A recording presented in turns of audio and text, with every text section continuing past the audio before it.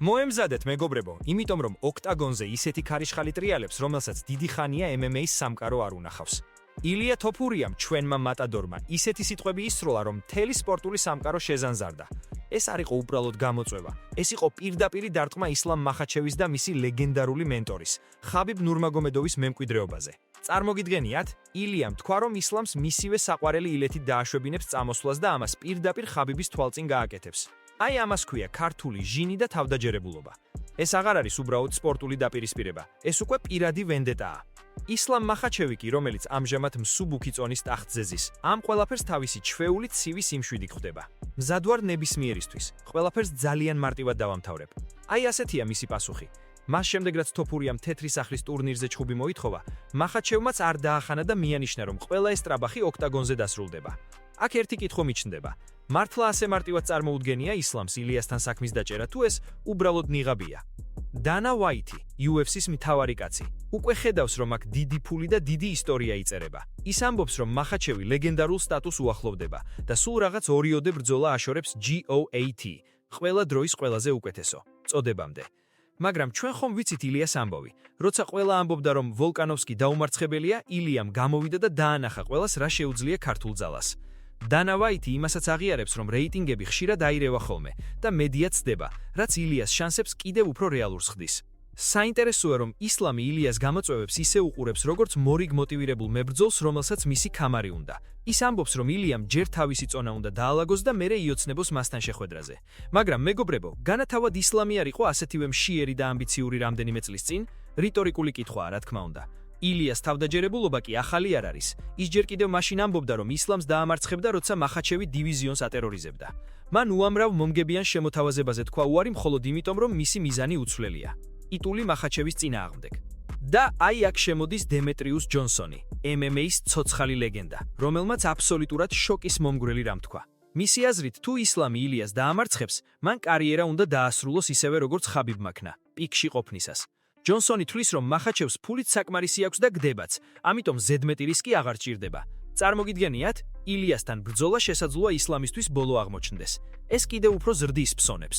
აბა რას ფიქრობთ? მართლა შეუძლია ილიას ისეთი რამის გაკეთება, რაც ხაბიბის დაღესტანურ სკოლას აქამდე არ უნახავს, თუ ისლამის კონტროლი და ჭყობა მაინც გადაწყვეტი იქნება?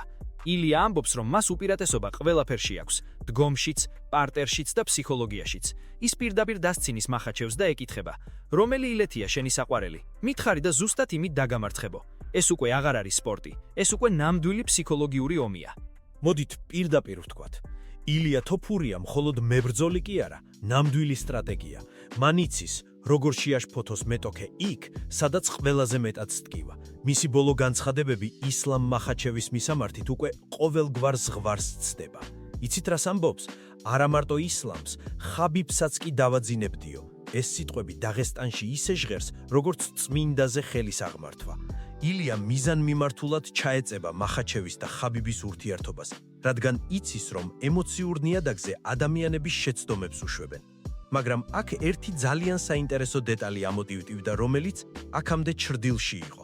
ილიამ აღიარა, რომ მას პირად საუბრებში ურჩევდნენ ისლამთან ჩხუბს ნუეძებო. წარმოგიდგენიათ, მისსავე გარემოცვაში ან UFC-ის კულუარებში არიან ადამიანები, ვინც ფიქრობენ, რომ მახაჩევი ზედმეტად დიდი ლუკმაა მატადორისთვის, განსაკუთრებით წონაში ასვლის შემთხვევაში. ეს იმას ნიშნავს, რომ ილია მიდის დინების წინააღმდეგ.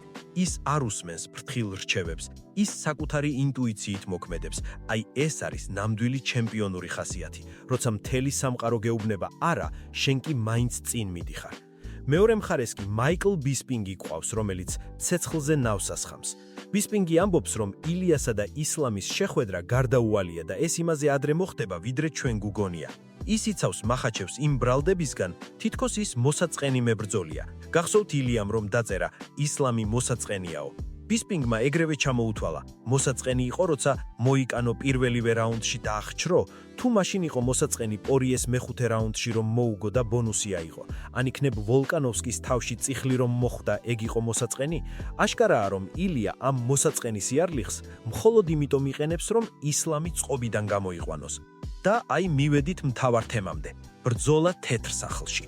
ეს იქნებოდა MMA-ის ისტორიაში ყველაზე მასშტაბური ივენთი, მაგრამ აქ ხაბიბ ნურმაგომედოვი ერთვება თავისი პოლიტიკური ხედვით. ხაბიბმა თქვა, რომ თეთრ სახლში ქართლისა და რუსის ჩხუბი არავის აინტერესებს. იქ ამერიკელებმა უნდა იჩხუბონო.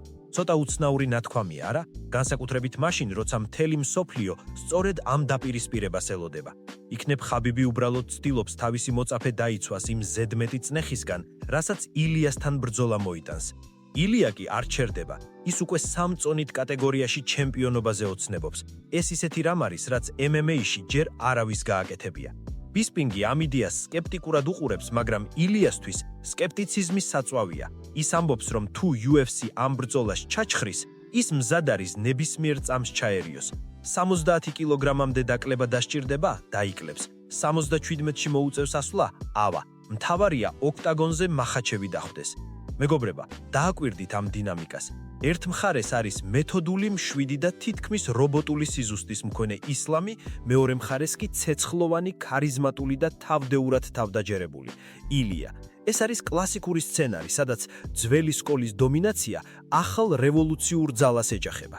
ილია ამბობს, რომ ისლამი 70 ფაუნდში, 77 კილოგრამში, იმიტომ გაიქცა, რომ ჩემი შემეშინდაო. მართალია თუ არა, ჩვენ არ ვიცით, მაგრამ ის ფაქტი, რომ ამაზე მთელი მსოფლიო ლაპარაკობს, უკვე ილიას გამარჯვებაა მედია სივრცეში. მეგობრებო, მოდით დავფიქრდეთ, რეალურად რასთან გვაქვს საქმე. ეს არ არის უბრალოდ ორი ათლეტის შეხვედრა გალიაში. ეს არის მომენტი, როდესაც სპორტის ისტორია იწერება ჩვენს თვალწინ. ილია თოფურია არ ცდილობს მხოლოდ ქამრის მოპოვებას. მას უნდა რომ დაამსხვრიოს ის დაუმარცხებლობის აურა, რომელიც ხაბიბის დროიდან მოყოლებული დაღესტნურ გუნდს დახვება.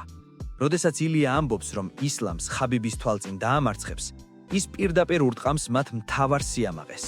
ეს არის უმაღლესი დონის ფსიქოლოგიური თამაში, რომელსაც მხოლოდ გენიოსები ან გიჟები თამაშობენ და ჩვენმა მატადორმა ზუსტად იცის, რასაც აკეთებს. ისლამ მახაჩევი კი ფავის მხრივ ძალიან საინტერესო პოზიციაშია. მას ყველაფერი აქვს დასაკარგი. ილიას კი ყველაფერი მოსაგები. მახაჩევი ხვდება, რომ ილია არ არის ისეთივე, როგორც მისი წინამეტოქეები. თოფურიას აქვს ისეთი დამაძინებელი დარტყმა, რომელიც ნებისმიერ წამს შეუძლია გამოუშვას და ამავე დროს მისი ჭიდაობის დონე ბევრად აღემატება იმას, რაც ბევრს გონია. გახსოვთ, როგორ დასცინოდა ილია ისლამის ჭიდაობას? ის ამბობს, რომ მახაჩევის საყვარელი ილეთითვე გაგუდავს მას. ეს ხომ წარმოუდგენელი თავხედობაა, მაგრამ სწორად ასეთი თავხედობა ქმნის ლეგენდებს. ახლა გადავხედოთ ხაბიბის ჩარევას. მისი სიტყვები თეთრ სახლზე და ნაციონალურ წარმომადგენლობაზე ბევრმა პოლიტიკურ განცხადებად აღიქვა. ხაბიბი ამბობს, რომ ქართველისა და რუსის ჩხუბი ამერიკაში არავის აინტერესებსო. სერიოზულად ხაბიბ, მთელი საქართველო, მთელი ესპანეთი, მთელი კავკასია და მილიონობით MMA ფანი მსოფლიოს გარშემო სუნთქვა შეკრული ელოდება ამ დღეს. შესაძლოა ეს არის მცდელობა, რომ ბრძოლას გრადუსი დაუწიონ, რადგან იციან, რომ ილია ზედმეტად საშიშია. ილიას კი სულ არ აინტერესებს, სად იქნება ოქტაგონი, თეთრ სახლში, მადრიდში თუ თბილისში. მას სჭირდება მახაჩევი და მას სჭირდება ის მომენტი, როცა მსოფლიო აღიარებს, რომ ახალი მეფე მოვიდა. და აქ შემოდის ყველაზე მთავარი კითხვა.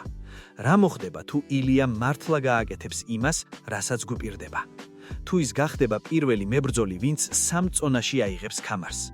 მაიკლი ბისპინგი ამბობს, რომ ეს შეუძლებელია, რომ მსგავსი რამ არავის გაუკეთებია. მაგრამ განა ილიას მთელი კარიერა შეუძლებელის კეთება არ არის? როცა მასზე არავინ დებდა ფსონს, მან ყველა გააჩუმა. ეს ბრძოლა იქნება პასუხი იმაზე, თუ სად გადის ადამიანის შესაძლებლობების ზღვარი. ისლამის დომინაცია, მისი მეთოდური დაჩხრობის სტილი შეეჯახება ილიას აფეთქებად ძალას და ტექნიკურ სრულყოფილებას. ჩვენ ვხედავთ, როგორ იძაბება ურთიერთობა ამ ორი ბანკაშინს შორის. ეს აღარ არის უბრალოდ ტრეშ-თოქი. ეს არის ორი სხვადასხვა ფილოსოფიის შეჯახება. ერთი მხრივ დაღესტნური დისციპლინა და ტრადიცია, მეორე მხრივ კი ახალი თაობის თავისუფლება, ამბიცია და ევროპული ქართული ჟინი. დანა ვაიტი კი კაბინეტში ზის და ხელს იფშვნიტევს. მას იცის, რომ ეს ბრძოლა გაყიდვების ყველა რეკორდს მოხსნის. ილია უკვე არის გლობალური ვარსკვლავი. მახაჩევი კი მოქმედი PWB ნომერი პირველი. მათი შეხვედრა იქნება აფეთკება, რომელიც სპორტის სამყაროს სამუდამოდ შეცვლის. ასე რომ მეგობრებო, ომი დაწყებულია. ჯერჯერობით სიტყვების ომია, მაგრამ ყველა სიტყვა, რომელიც ილია ისვრის, მიზანში ხვდება. ისლამი ცდილობს სიმშვიდე შეინარჩუნოს, მაგრამ აშკარაა, რომ ილიას თავხედობა მასაც აღიზიანებს. როცა ოქტაგონის კარი დახურულ იქნება, იქ აღარ იქნება ხაბიბი, აღარ იქნება დანა უაიტი და აღარ იქნება თეთრ სახლის პოლიტიკა. იქ დარჩება მხოლოდ ორი მებრძოლი და ერთი სიმართლე. თქვენ რას ფიქრობთ? შეძლებს ილია თავისი დაპირების შესრულებას და ისლამის დაძინებას ხაბიბის თვალწინ? ან თუ მახაჩევის გამოცდილება და ძალა გადამწყვეტი აღმოჩნდება? ეს არის სპექტაკლი, რომლის გამოტოვებაც უბრალოდ დანაშაულია. ჩვენ კი აქ ვიქნებით, რომ თითოეული დეტალი ერთად გავარჩიოთ. თქვენ რას ფიქრობთ? შეძლებს ილია თავისი დაპირების შესრულებას და ისლამის დაძინებას ხაბიბის თვალწინ? ან თუ მახაჩევის გამოცდილება და ძალა გადამწყვეტი აღმოჩნდება? ეს არის სპექტაკლი, რომლის გამოტოვებაც უბრალოდ დანაშაულია. ჩვენ კი აქ ვიქნებით, რომ თითოეული დეტალი ერთად გავარჩიოთ.